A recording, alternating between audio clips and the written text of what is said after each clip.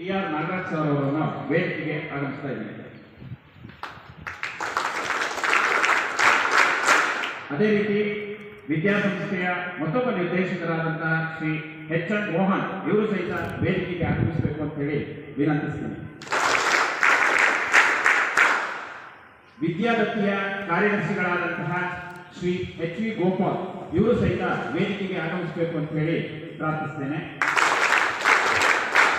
ಹಾಗೆ ವಿದ್ಯಾದತ್ತಿಯ ಖಜಾಂಚಿಗಳಾದಂತಹ Shri BA. Ramachandra sir ಇವರು ಸಹಿತ ವೇದಿಕೆಗೆ ಆಗಮಿಸಬೇಕು ಅಂತ ಹೇಳಿ ಪ್ರಾರ್ಥಿಸ್ತೇನೆ.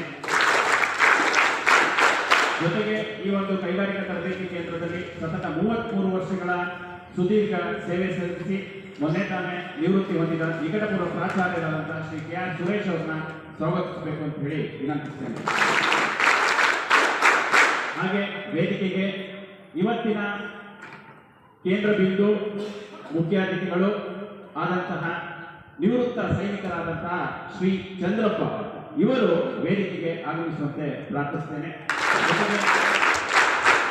ಪ್ರಭಾರಿ ಪ್ರಾಚಾರ್ಯರಾದಂತಹ ಎಚ್.ಆರ್. ಸತೀಶ್ ಅವರು ಈ ಒಂದು ವೇದಿಕೆಗೆ ಬರುವಂತೆ ವಿನಂತಿಸುತ್ತಾ ಮೊಟ್ಟ ಮೊದಲನೆಯ ಬಾರಿಗೆ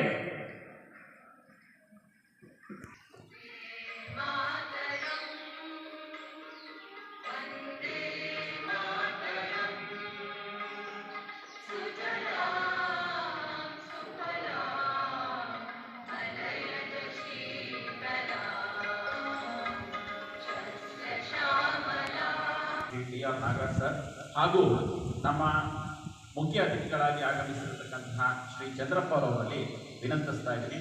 ಪ್ರಭಾರಿ ಪ್ರಾಚಾರ್ಯರು ಇದನ್ನ ಅವ್ರ ಮುಖ್ಯನ ನೆರವೇರಿಸಬೇಕು ಅಂತ ಹೇಳಿ ಕೇಳ್ಬೋದಾಗಿದೆ.